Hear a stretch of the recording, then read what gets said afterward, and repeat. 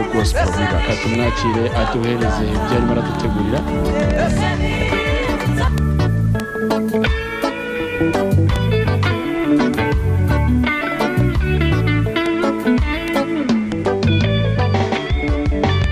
uruhanza amaso ku misozi utegereje umurengezi kuko gutabarwa kwawe ari ntandi kwaturuka uko abo misi bari kukurengera baguteye umugongo urarira urashavura ugira nawe utakibasha kurira waraye amajoro menshi urarubutaye ubwinshi utegereje gutabarwa humura Imana iraje gutabare iraje waraye amajoro. Okay, yitwa Niyoniza Mediateur ati iraje ari kumwe na Tasia Titus muri yo ndirimbo. Okay, turi kumwe nawe rero reka tumwakire twumve yuko nawe abirimo neza cyane ibintu bijyanye. Ndashaka abantu bazi kabisa buri gihe ndashaka kuzajya nakira umuntu ufite touch ucuranga twumve uko bimeze muri no minsi mbona live ari igezweho manya ba playback bagenda baba bakeye. This is the gospel relax.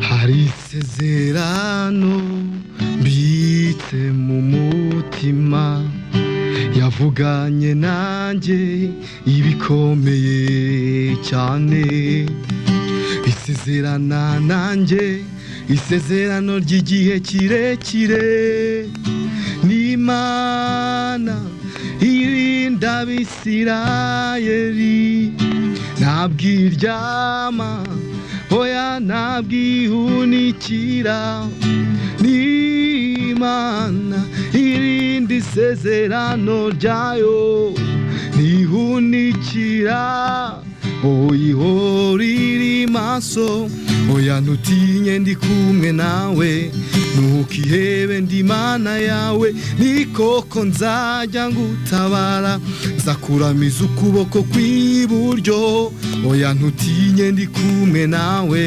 ntukihebe ndi Imana yawe ni koko nzajya ngutabara nzakuramiza ukuboko kw'iburyo. Yes, arakoze cyane kandi Imana ishimwe cyane. Witwa nde? Nitwa Niyonizera Mediateur. Mediateur, ndumva afite touch nziza? Ya, ni gake gake. Watangiye kuririmba ryari Mediateur? Natangiye kuririmba kera hashize igihe kirekire. Ariko muziki na ugiyemo biro official nk'umuhanzi muri 2015 iri gusoza. Mbere yuko winjira mu muziki wabaga mu makorari kucyo wahisemo kujya muri career solo? Ubusanzwe nabaga muri korali ariko nk'aba bantu baba leader cyase abayobozi b'indirimbo abadirija noneho mfite impano yo kwandika indirimbo nza kubona bidahagije kuko nandikaga indirimbo nkandikira korali nkabona n'ubundi ndacyafite n'izindi ku ruhande ariko nkabona zigomba kugenda mpitamo kuvuga nti ibyo byose ngomba kubikora byose kuko n'umurimo w'Imana ubutumwa bukazamuka nibona ese mo guhita nza muri kariyeri by'umwihariko nkavuga nti reka ndirimbe nk'umuhanzi nk'ubwo buryo. Usengera he? Nsengera mu itoro rya ADPR muri kaminuza y'u Rwanda hari i Butare. Hanyuma Mediateur uje rero muri career solo uje ucuranga guitar acoustique uje usanga harimo nabandi umva umwihariko mushya uzanyaruwe? Ubundi ubusanzwe kumenya kitari kumenya ibyuma bya muzike ni ibintu abantu bose biga baba basanzwe bifite ariko biterwa na target umuntu aba afite. Ngiye ntangira kwiga muzike n'ubundi nari mfitiye iyo nabyita nari mfite icyo gitekerezo cyo ko nshobora kuzaririmba ahantu nari kumwe na korali nari kumwe na full band music nkavana ariko byashoboka ko najya kuvuga ubutumwa nitwariye kitari yanjye cyaho ngeze nkasanga piano hanyuma ngakora umurimo w'Imana. So ntago nabigeranya ku rwego rw'abandi bantu ariko ngiye ku giti cyanjye cyatumye mbikora nuko navugaga nti mugenzi aba ntafite n'ubushobozi bwo kuba nakora indirimbo nyinshi ngo zigende zigire hirya no hino birashoboka ko nafata gitari nkagenda nkavuga ubutumwa bwiza hanyuma umurimo w'Imana ukarushaho kwaguka n'ubwo buryo. Umaze kugira ibihangano bingana gute? Aho bigeze bimaze kwaguka mfite indirimbo 11 za audio. zawe wenyine zanjye nyine 9 ni zanjye nyine, hanyuma 2 harimo featuring. hari afishe nigeze kubona ya featuring bagomba gukorana na Tasie Titus. Iyo ndirimbo mwarayikoze byagenze bite? Yego twarayikoze, n'indirimbo yitwa Iraje, twayikoranye n'umuhanzi Tasie Titus, nibyo yasohotse mu kwezi gushize. Ndumva amaze kugira album yuzuye cyangwa se yanarenze, uteganya kuzamurika album? Nge biratandukanye, kuko mu bitekerezo byanjye nshaka kuzamurika album byibuza zimaze kuba 3, indirimbo 30 byibura, niho numva uzabaye umuzingo uhagije nzawumurikira abantu kandi ndabyiteguye. Yego nk'umunyeshuri ga muri kaminuza w'umuhanzi ku giti cye urimo muri korali, ibyo bintu bihuza gute n'ubushobozi ukabukura he? Ikijyanye n'ubushobozi cyo nicyo natangiye nkubwira. Hari ibintu abantu tujya twizitiza mu murimo w'Imana, tukavuga ati nta bushobozi, ntabwo nakora, ntaki, ariko burya Imana ibona ufite gahunda cyangwa se ufite umugambi mwiza, Imana iragushyigikira. Sinakubwira ngo menya bigenda gutya cyangwa menya, ariko mbona mbikora bigakunda. Muri ya Bruce baduha, kuko ni sponsored na government, Bruce baduha mbona ndya nkambara, nkabona nkuramo amafaranga, niba ari contribution nshyira kuri korali, niba nayo njya mu murimo w'Imana, nge mbona bikunda gutumira. Bakunze kuntumira, ntago ari ubwa mbere barabikora, nko mu biterane byo hirya no hino, cyakoze mu makonseri amwe namwe, wenda nko mu mujyi ntago natangira kuhagera, bitewe nuko akenshi nizo mbagamizi zo kwiga. Hari igihe ngira amahirwe yo kugira aho ntumirwa, nagira aho ntumirwa wenda bigahura nuko turi mu bihe by'amasomo, bikangura ko banajyayo, ariko iyo binyoroheye ndagenda nkakora, hanyuma nkagaruka mu buryo runaka byatewe n'igihe mfite. Ni iki wifuza ku bantu bari kutwumva aka kanya? Ikintu nakifuza ku bantu bari kutwumva, nabifuzaho ibintu byinshi, ariko by'umwihariko abantu bakunda gospel cyangwa se ubutumwa bwiza, njya nkunda kubabwira bajye barebera ku bantu bakora indirimbo zisanzwe ndasekira. Uzakunda gusanga umuntu niba afana umuhanzi runaka uririmba sekira, akumva ibihangano bye arabikunda, nyine aranabishyigikira, niba ari ibitaramo yateguye, niba ari indirimbo yasohotse. Ariko turacyafite ikibazo muri gospel, aho usigaye usanga n'aba bantu b'abakristo, aho kugira ngo ashishikazwe no kumva indirimbo wenda zijyanye n'umurimo w'Imana zasohotse, nawe usanga ahubwo ajya kwirebera za zindi zo hirya no hino. So ugahita wumva rero ko ntago twabona courage, ariko badushyigikiye mu bwo buryo byonyine, twumva ko turi kumwe n'abantu badutera ingabo mu bitugu. Nizera ntashidikanya ko byadushyigikira, nawe uburyo bw'amafaranga n'ibiki, ibyo byo bigenda biza nyuma, burya biza nyuma. Ariko umuntu yumvira igihangana agaguha igitekerezo, avuga ati rero nkurikije umuziki wacu uno munsi utandukanye nuko muri 90 twaririmbaga, cyo kubwira ati uyu munsi hakenewe iki. Icyo gitekerezo cyonyine abaguhaye niyo soko yo kuba wanasenga, ukabati Imana iki ngiki ko mbona aricyo gikwiriye abantu muri no minsi, nakigeraho gute, itarget ntayigeraho gute. Urateganya igitaramo ryari cyawe? Ntago ndi guteganya igitaramo, ahubwo maze iminsi mfite tour narindi gukora itari yarangira.